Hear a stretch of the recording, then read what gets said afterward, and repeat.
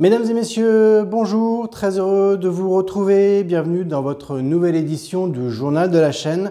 Tout de suite, vos informations de ce mercredi 1er octobre 2025. En France, Sébastien Lecornu succède à François Bayrou au poste de Premier ministre.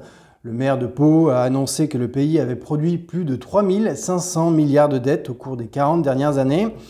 Une information qui a surpris le Premier ministre marocain qui a aussitôt déclaré qu'il fera tout pour concurrencer la France et promet de mettre en œuvre un grand plan de relance agricole en faveur des producteurs du pays.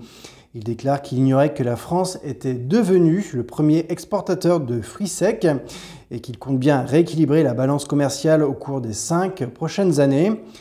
Le Premier ministre belge, quant à lui, se dit incrédule face à l'annonce de ce chiffre abyssal et veut entamer une grande campagne de vérification mathématique en se basant sur le calendrier belge. Même s'il juge que ce chiffre incohérent dépasse largement les estimations que peuvent faire les géologues belges, il admet que cela pourrait s'expliquer par le fait que la Belgique possède moins de jours fériés que la France. Quant au PDG du plus grand site de rencontres, il a déclaré sur Twittos que ce chiffre est fortement sous-estimé puisque la population mondiale ne dépasse pas 8 milliards d'habitants. D'après lui, les calculs statistiques simples pencheraient en faveur d'un chiffre 10 millions de fois plus élevé par rapport au chiffre annoncé, de quoi laisser un bel avenir aux professionnels de la rencontre amoureuse. Les membres de l'Académie française ont réagi aussitôt, estimant qu'une procédure d'harmonisation littéraire doit être immédiatement mise en place afin d'éviter toute confusion au sein de l'Union européenne. Le 10 septembre et le 18 septembre dernier, de nombreuses manifestations ont été organisées sur tout le territoire, donnant lieu à des affrontements. L'usage abusif des bombes lacrymogènes par les forces de l'ordre est souvent dénoncé par les associations de lutte contre les violences policières. Elles estiment que si les gaz utilisés sentaient la rose ou le jasmin, les effets seraient plus apaisants envers les manifestants et éviteraient des réactions violentes, notamment envers les forces de l'ordre. L'association Peace and Love pour tout le monde, avec l'aide de plusieurs députés, envisage de proposer un projet de loi visant à interdire ce gaz nocif contenu dans ces armes de catégorie D pour les remplacer par des substances plus relaxantes, voire euphorisantes. Les principaux fabricants de bombes lacrymogènes estiment que l'idée n'est pas nouvelle et que l'usage de ce type de parfum permettrait d'éviter l'escalade de la violence durant les manifestations. Une commission d'enquête parlementaire interrogera les industriels pour évaluer si la mise en place d'une telle innovation permettrait de réduire le nombre de gardes à vue et par la même occasion la charge de travail dans les tribunaux. À Joubian-sur-Indre, une altercation entre un client et le patron d'une boulangerie mécontent a dégénéré. Un homme de 90 ans venu acheter une paire de croissants au beurre pour sa femme s'est vu refuser son achat par l'employé de l'établissement. Estimant que la pénurie de beurre était imminente et connaissant les risques de rupture d'approvisionnement de la boulangerie, le retraité a voulu payer en nature en proposant une plaquette de beurre. Le ton monte entre les deux individus et le retraité est invité alors à quitter l'établissement. Cependant, le client mécontent refuse de partir sans ses croissants et s'empresse d'en dérober un et de le manger devant les yeux médusés de l'employé et des autres clients. Le boulanger estime que ce n'est pas la première fois que cet homme tente une telle transaction.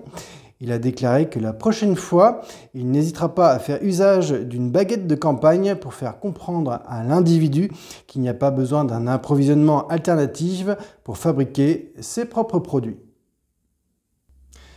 C'est bientôt les fêtes de fin d'année et à l'approche de Noël, une enquête de notre rédaction a révélé une curieuse affaire que certains appellent déjà les Père Noël Papers.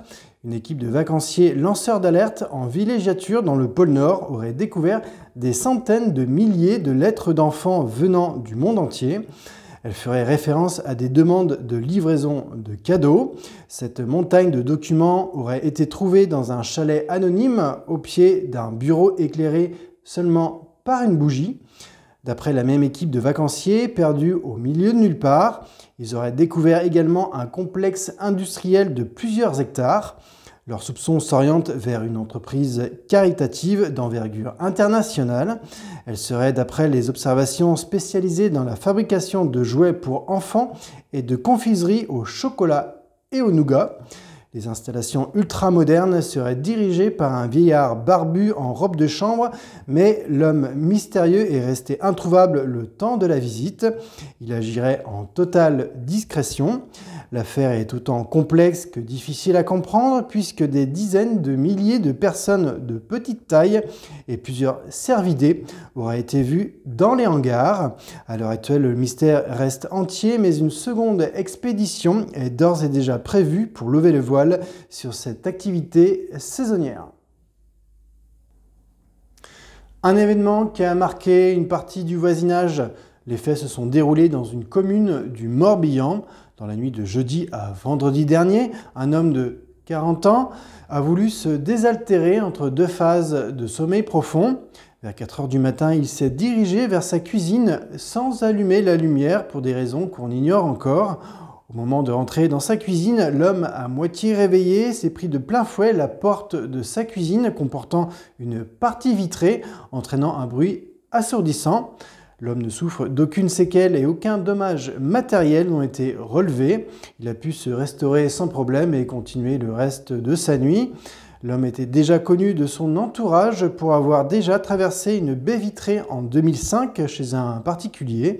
Le choc avait été brutal, entraînant des dégâts matériels importants. À l'époque, l'homme en état de choc avait été pris en charge par ses amis et souffrait notamment de quelques coupures superficielles ne nécessitant pas de soins médicaux particuliers.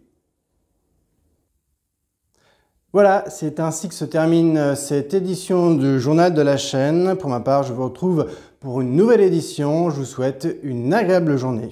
À bientôt.